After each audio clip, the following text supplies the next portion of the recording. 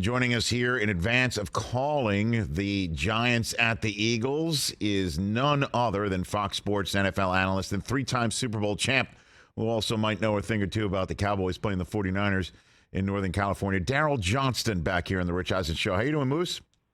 I'm doing awesome. How you doing, Rich? I'm doing great. I mean, what a weekend of NFC playoffs on Fox, brother. Holy cow. Yeah. What a double dip. Unreal. It's going to be great. Certainly when you're calling. Let's jump in the game that you're calling first. First things first before we get to the Eagles. When did Daniel Jones turn into Colin Kaepernick? When did that happen? Did that happen just last weekend? I don't. Is that what I don't happened? know. I went back and watched. We did 48-22 early in December, and I went back and looked at that game just to see where this evolution, started. How far back did it go? Right. Has it been just like overnight? And there were little flashes of it. There was a couple of drives where, Philadelphia got a lot of pressure in the pocket. He slid, he climbed, he moved a little bit, extended, threw the ball. They played quick on a couple of series, and he was really, really efficient. And then he had a couple of really important runs, just really, really well-timed run calls by Mike Kafka and Brian Dable, and did a really, really nice job with him. So you could see kind of the beginning of that, but nowhere near the consistency that he showed in the Minnesota game. He was terrific. I mean, he was dynamite. I mean, and especially since, the Giants give up a touchdown to start the game, and then the first snap for the Giants offensively is a hold, and they're deep in their own end, and you can't even call it behind the sticks. They're way behind the sticks, and they overcame that thanks to Jones's throwing and Saquon's running like it was nothing. And I'd be concerned if I'm the Eagles coming off their bye, Daryl, to be very honest with you. They did not look good in that last game in Week 18. And, you can say all you want to say about, how the Giants approached it. And, Jalen Hurts is, he's getting in. He's going to knock the rust off. That did not look like the same Eagles team from December 4th. And, that's the big thing. It was not just Jalen Hurts. I mean, all those starters were there. They played their starters deep into the fourth quarter. And, Davis Webb was moving the ball at times. They were running the ball effectively with guard, center, guard. That is not going to be the starting trio this weekend. So there's some things when Philly watches that film. It's not the fact that Jalen Hurts might have been a little bit rusty and in his words said, we were good enough. And that's all you needed to be Week 18. Well, guess what? In divisional round, you're going to have to be much more than good enough. And I don't know if it's just one isolated thing. I think there's more than a couple of things there that just looked a little bit out of sync. I think Isaiah Hodgins has been, huge. That was the one thing we saw in the 48-22 was kind of his coming out party. And he has just grown immensely over the last 5 weeks. And again, when you refer to 48-22, you're talking about the previous time that the Eagles just curb stomped the Giants, and then the second iteration was a little bit closer, and now comes a playoff game, Moose, between these two teams. What is going to be the key here for the Eagles to take care of what I think hounded Cousins, and he was able to still move the football, throw the football against, but those two monsters in the middle for the Giants on defense, and Dexter Lawrence and Leonard Williams. What do you think about that one right there? Yeah, they've been playing really well. Kayvon Thibodeau's really grown. Kind of the last 4 or 5 weeks of the season really found his niche there in that defense as well. The secondary's healthy. That was the other big thing in the first matchup. They had a lot of backups on the back end, and there was a couple of explosive plays, and that's really what it was that first go around. So I think the biggest thing is Jalen Hurts has to get off to a really good start. Nick Sirianni's got to get him out, get him comfortable, give him a couple of quick, easy throws. They were in a lot of empty in that first Week 1 matchup and kind of went down the field with just a short, quick passing because New York was getting some pressure at that time. I think it's going to be critical for Miles Sanders, Boston Scott to be good in the run game. They have to be able to threaten New York with the threat of the run because I think when that offense is when it's really functioning at a high level, you have the threat of the Jalen Hurts run. And I don't know, is that going to be a part of that? Do we feel comfortable enough to put him out there and expose him to that? Because that was huge in that first matchup on third down in the red zone. It was Jalen Hurts running the ball. It was extending drives. It was giving them the opportunity to score touchdowns. So I think just getting him off to a good start, getting him into the flow of the game, and then how much run do we get to see from him? Whether it's scramble, whether it's called quarterback runs, how comfortable is the Eagles offensive staff at exposing him to a big hit? And then, of course, Eagles fans would say, hey, Daniel Jones looked great, and so did Saquon, but the Vikings defense isn't in the same area code as the Eagles defense. How do you see that matchup? Yeah, I think that there's merit there. I really do. But I tell you, this offensive line has gotten better and better and better. We had him in the opener, or I think week 2. We had him in week 2. And, the big concern was, the inconsistency through training camp of being able to establish that starting five, especially guard, center guard area, lots of injuries. The wide receiver position was not addressed in the offseason, and where are we going to be there? And you look at the evolution of the offensive line, and you look at the evolution and the emergence of some of these players at the wide receiver position, and they are night and day from what they were early in the season. So, yes, the Philadelphia defense is much stouter than Minnesota's was, but this offense is much better than it was the last time Philadelphia saw them. So I'm excited to see, and that's take away Week 18. There was no Daniel Jones, no Saquon Barkley, no Andrew Thomas, no Evan Neal.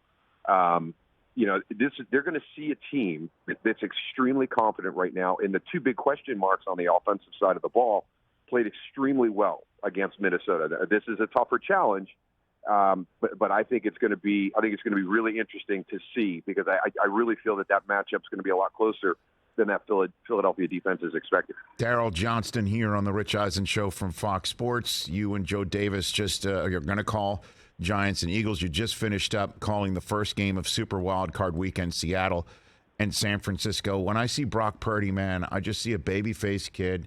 But you seeing him in person when you met him, in all honesty, when you saw him walking in that room, between embryo and teenager, how young does he look? What do you got for me on that front, Daryl? He did not look like he was going to be the starting quarterback in the Super Wildcard Round kickoff. It's unbelievable. Looks like he's a few years away from that. It's so what is the secret sauce? What's happening there? What'd you glean when you talked to him and Kyle Shanahan before the game and watched the game? What'd you pick up, Daryl? I think he's fearless. I really do. I think he's played a lot of football and he's seen a lot of things. You're a 4-year starter at Iowa State. I think he's already walked this path, going from high school as a lightly recruited quarterback to Iowa State. He told us, I was third-string quarterback coming in, my freshman year. And I learned a lot about the process and the patience that's needed to get through that. And you just have to be ready when that opportunity presents itself, because you never know when it's going to, so you have to be prepared. And I was able to take advantage of it at Iowa State, and I kind of used a lot of those lessons I learned there to help me to be ready here. And we had that game. We had that Miami game when he came in. Mm-hmm. I tell you what, Rich, he made a couple of throws into some windows, one in the red zone. So you knew there was no doubt that he felt confident in his ability to throw into tight windows at the NFL level. He made a couple that were outstanding. I think he's very intelligent. I think he embraces the diversity of that offense, how dynamic it can be. We hear a lot of backup quarterbacks say, I don't have to win the game, I just have to use the talent that's around me. I think he does more than speak that. I think he really does live that. But then he's got that ability to make those off-schedule plays that a lot of young quarterbacks don't. And the throw to Brandon Ayuk in the back corner of the end zone that unfortunately Brandon dropped was one of the better plays I've seen this year. To scramble left, circle all the way back to your right, and get that ball into a spot where Brandon could catch it. Only Brandon could catch it was really impressive. So what we hear from the older guys is that, they say Brock Purdy walks into the huddle from day one, and it's his huddle. And you got Trent Williams, George Kittle. You got some dynamic personalities and some really good players in there. And it's Brock Purdy's huddle. And so I think he won them over immediately. His performance in the Miami game, the way he kind of came into that next week and just really kind of took charge as a starting quarterback. Those guys have all bought in. They all love him. Well, for me, Moose, the first touchdown that the Niners scored, 68 yards, comes from just one touch for McCaffrey. By the way, great first touch for him, huh? As a Niner in the playoffs. Yeah, and bad. then he finishes up that drive with a touchdown grab that Purdy helped create, by avoiding a sack. The time, to use the Bill Parcells phrase, where I thought he dropped his Huggies, was the drive to start the second half. Coming out of the locker room, the Seahawks had just taken the lead because of that boneheaded penalty on Jimmy Ward and the boneheaded squib, to be very honest with you. I don't know why they squib kicked, but the way that he performed in that drive and the throws he was making and the confidence that he had, I thought to myself, okay, we might look back and say this is when he settled in after that first half. And because this team can win it, right? I mean, we should stop even asking that question, even though I'm going to ask it to you one more time. That Niners can win it with Purdy. No, they've been talking about that since week one. This is a Super Bowl ready roster. Right. They've got Trey Lance and, everything's ready to go. And, the one thing I've been impressed with San Francisco is the amount of adversity you have going through the course of the season at the most important position. And they've never flinched. And it's a credit to John Lynch and Kyle Shanahan to have that covered, right? You've got your guy that you want to be the guy moving forward in Trey Lance, and he gets hurt. And then you found a way to keep Jimmy Garoppolo around, and then he gets hurt. And then you got this guy that, we were thinking about maybe just waiting and maybe picking him up as a free agent. But, hey, what the heck? We like the kid. He checks all our boxes. Let's just grab him with our last pick. So you've backed up the most important position, and it's paid huge dividends for you because your defense is championship caliber. Your skill players on the offensive side are as good as anybody in the NFL. You just need somebody not to get you beat with turnovers at the quarterback position, and somebody who understands I'm the point guard, and I've got a lot of weapons that I can put the ball to, and that's what Brock Purdy's doing. So,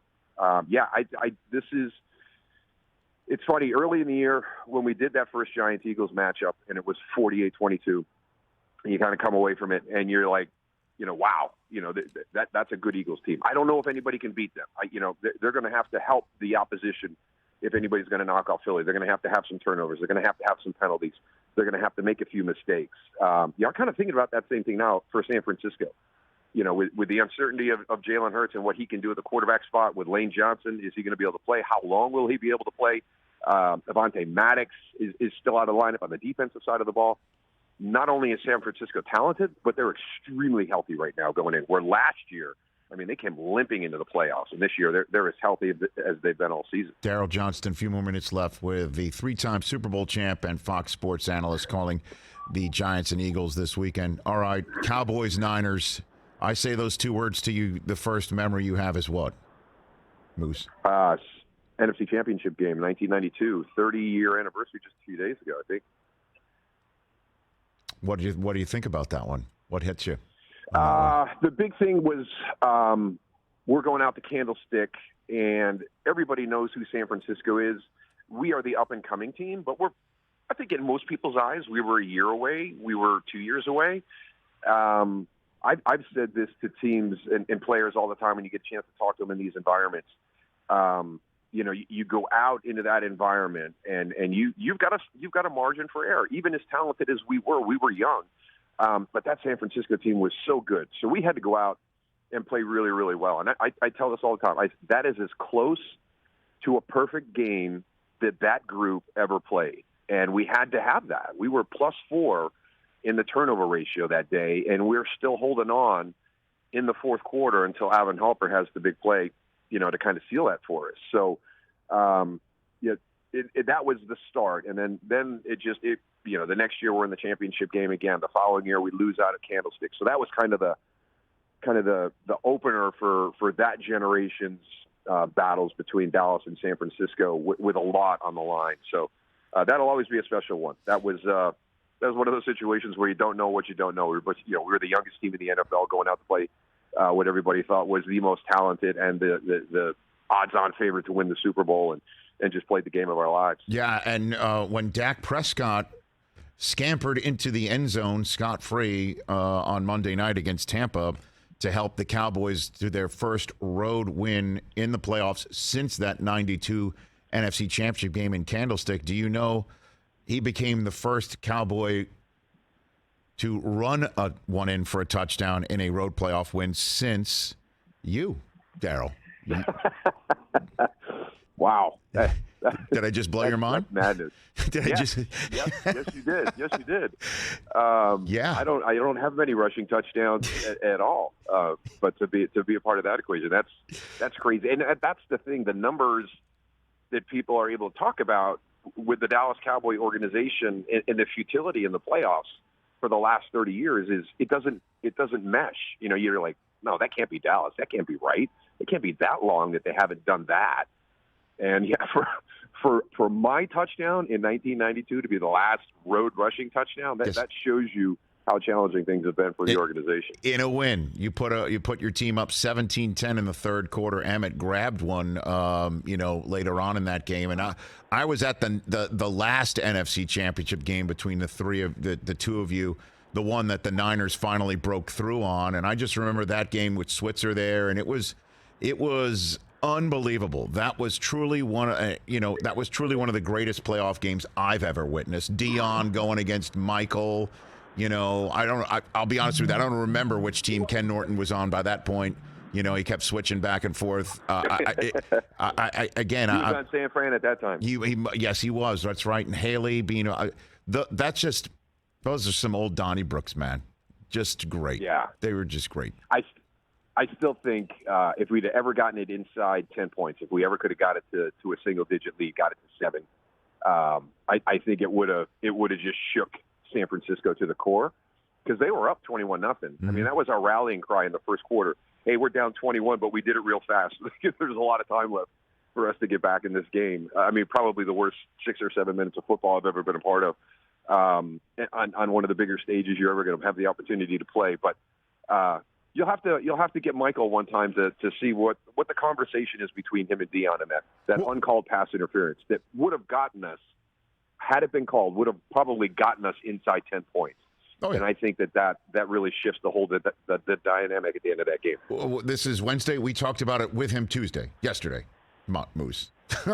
Yeah, we brought it up to him. Has he let it go yet? No, and I've been on the set with both of them still arguing. One time they even got up out of their chairs live on NFL Network to reenact which each one thought the play looked like. And we're showing a shot of it on the screen right here on a photograph. It really is something that lasts to this day.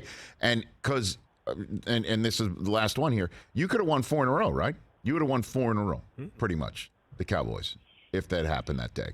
Based on what we saw the Niners eviscerated Stan Humphries and the Chargers in that Super Bowl. Right, Moose? Yeah, without a doubt. And that was the hard part because you're sitting on the cusp of history. Nobody's won 3 in a row. And we really felt like we had the opportunity. I think one of the big things that everybody forgets about that season is that was the season that Eric Williams was in the car accident. And when we don't have Eric Williams, not only are we not as good at right tackle, but we just lost our physicality on our whole offense. When Eric Williams is in the huddle, there's a different mentality for our offense, and we lost that when Eric was out for the rest of the season. So there's a lot of things that people will talk about, but for me, that was always the biggest one. It was going to be hard for us to get back there without Big E, that's when it kind of showed itself. We really struggled. We put Larry Allen out at right tackle, so he's out of position, and he's got a bad ankle. And it was a tough lift for us. They were a good team, but it was so frustrating because we were sitting on the cusp of history to do 3 in a row. And there's a few teams that have had that opportunity, and nobody's been able to cash in on that yet. Not even those Patriot dynasties. So for us, that will always be the one that I'll always wonder about. And truth be told, God, we needed Jimmy. I wish Jimmy would have stayed one more year and taken a shot at it. You told him that? I'm sure, right? You've told him that, right? I hope he knows. I hope he knows. Well, he knows I now. Hope he knows how important. I hope he knows how important he was to our team. I mean, that's the one thing. Sometimes coaches, they feel like they're just the person in charge, and you set the schedules and you organize the camp and you do all the different things and you've got your staff. Jimmy was more than that for us. Jimmy he had a lot of our swagger. Just the way that he carried himself, the way that he coached. He was a big part of everything we did. He was a huge part of everything we did. And when he left, that was a huge hole. I mean, people talk about having to replace players, and maybe sometimes you're not quite as good because you weren't able to replace that player. We weren't as good when we lost Jimmy. We lost a lot more, than his leadership at the top, just the way that he carried himself and the emotion that he brought out of our team. Maybe that's why Jimmy calls his book, his memoir, Swagger. That could be exactly it. You know, you're helping him sell books here, too. Hey, Moose, thank you for the call. Great spot, a great conversation. Let's do this again. Have a great time with Joe Davis. Sounds like you guys are. Have a great call on Giants, Eagles, and then we'll chat down the line. Greatly appreciate it. You got it, Rich. Sounds good. Hey, enjoy the weekend of football. Can't. I would have to really try hard not to. It's going to be dynamite. Thanks for that. That's Daryl Johnston. He'll be calling Eagles Giants on Saturday night with Joe Davis on Fox right here on The Rich Eisen Show. Catch The Rich Eisen Show every single day on the Roku channel, 12 to 3 Eastern, for free.